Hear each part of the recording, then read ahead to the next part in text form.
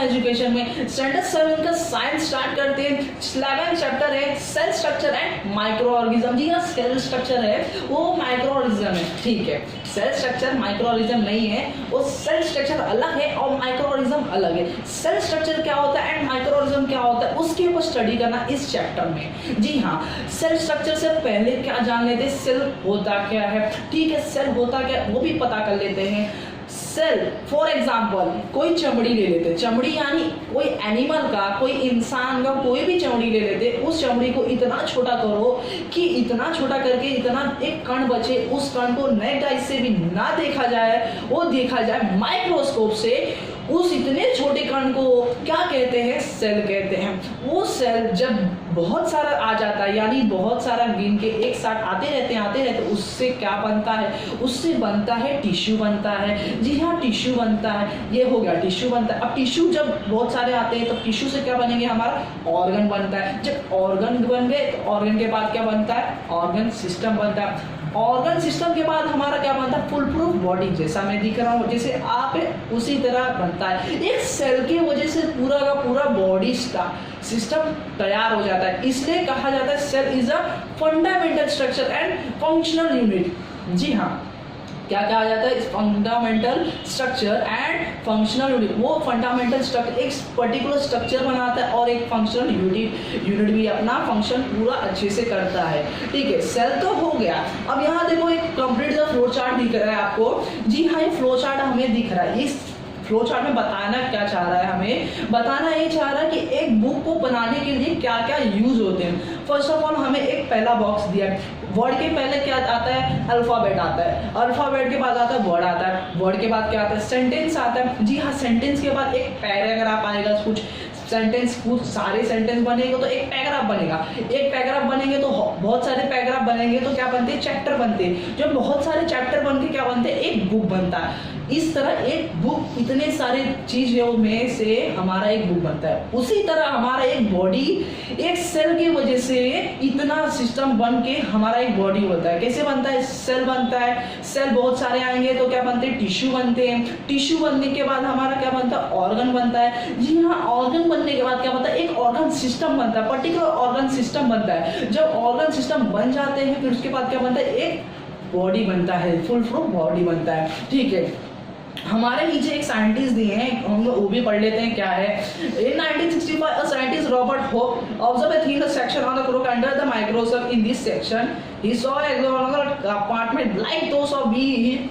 He named the compartment cell. Then मतलब इन्होंने क्या कहा है, ये एक पहले साइंटिस्ट थे जिन्होंने ऑब्जर्व किया सेल को। उन्होंने डिस्कवर किया है सेल के नाम को, क्योंकि उन्होंने पहली बार डिस्कवर किया है कि सेल इज अ कंपार्टमेंट, मतलब सेल एक जूट में रहते हैं। जी हाँ, अकेले नहीं रहते, एक जूट बना के गोल बना के रहते हैं और जब एक गोल बनते एक टिश्यू बनते, इस तरह उन्होंने डिस्कवर किया एक पर्टिकुलर।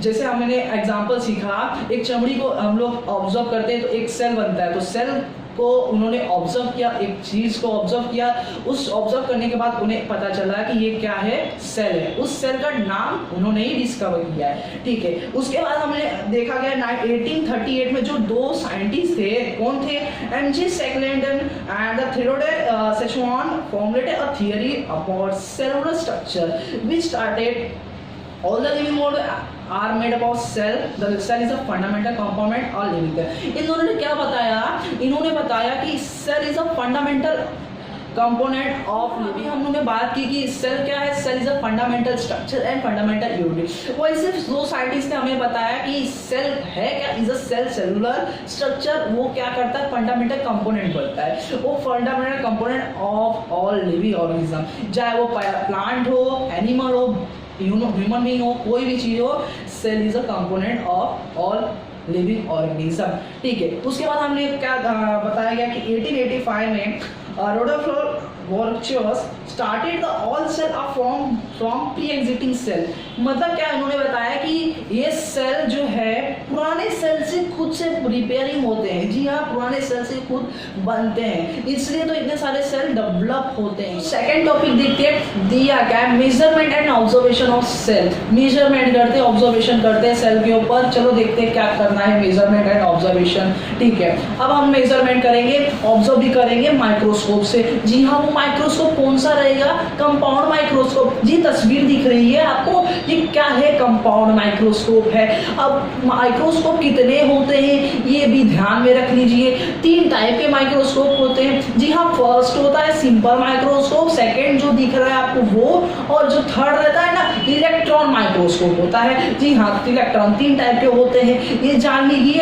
अब क्या दिया है, 1673 में ना ये डिस्कवर हुआ। क्या डिस्कवर हुआ, हमें डिस्कवर हुआ कि एक बैक्टीरिया एंड प्रोटोजोन मालूम पड़ा। जी हाँ, बैक्टीरिया और प्रोटोजोन मालूम करा, किसकी वजह से, एक साइंटिस्ट की वजह से। साइंटिस्ट का नाम क्या, एंटन वैन लोवी है। कौन, जी हाँ, उन्होंने बताया बैक्टीरिया एंड प्रोटोजोन, किसके यूज से, कंपाउंड माइक्रोस्कोप से। इतना हो गया, ये लेना देना नहीं है हमें, ये लेना देना है कि सेल है क्या। ठीक है, सेल ये है कि fundamental structure and fundamental functional unit. ठीक है, अब वो दिखता कैसे है, वो दिखना भी चाहिए ना, वो दिखता नहीं है, वो दिखता नहीं है। क्यों नहीं दिखता, अपने आंखों से नहीं दिखता, माइक्रोस्कोप से दिखता है। वो इतना छोटा रहता है कि हमें अपने आंखों से नहीं दिखता, ध्यान में रखिए, नहीं दिखता। और वो किससे दिखता है, माइक्रोस्कोप से। हमारा कंपाउंड माइक्रोस्कोप इसलिए यूज होता है। ठीक है, यहाँ देखो पीला कलर का एक बॉक्स दिया है। ठीक है, पीला कलर का बॉक्स है, यहाँ पूछा है 1 सेंटीमीटर इज इक्वल टू कितना मिलीमीटर। जी हाँ, बताइए 1 सेंटीमीटर इज इक्वल टू कितना मिलीमीटर। वो कितना मिलीमीटर होता है, 10 मिलीमीटर होता है। ध्यान में रखिए, 10 मिलीमीटर। उसके बाद millimetre, 1 millimetre is equal to 1000 micrometre and 1 micrometre is equal to 1000 nanometre. ठीक है, इतना हो गया। अब यहाँ नीचे आइए तो देखो यहाँ लिखा है ओनियन। अब यहाँ ओनियन में भी सेल पाए जाते हैं। एवरी लिविंग ऑर्गेनिज्म में सेल पाए जाते हैं, चाहे वो प्लांट हो, एनिमल हो, ह्यूमन बीइंग हो, कहीं पर भी सेल पाए जाते हैं। इसमें भी पाए जाते हैं। कैसे पाए, एक ओनियन लिया है, इसमें उसे सेगमेंट ले लिया, एक पतला सा लेयर ले लिया, उसका मेम्ब्रेन करके छोटा सा माइक्रोस्कोप से उसे देखा गया। माइक्रोस्कोप से एक नेक्ड आई से भी दिखता है उसे। वो जो डॉट दिख रहा है आपको, जो डॉट वही है सेल। सो फ्रेंड्स, आज का वीडियो इतना ही है। अगर वीडियो आपको अच्छा लगा हो, आपको अच्छे से अंडरस्टैंड हुआ हो तो लाइक कीजिए, शेयर कीजिए। अगर हाँ आपको लग रहा है ये चैनल कुछ काम का है, कि हाँ ठीक है, इसे भी सब्सक्राइब कर दीजिए। तब के लिए बाय। अगले वीडियो में मिलते हैं नेक्स्ट टॉपिक के, जो है सेल साइज।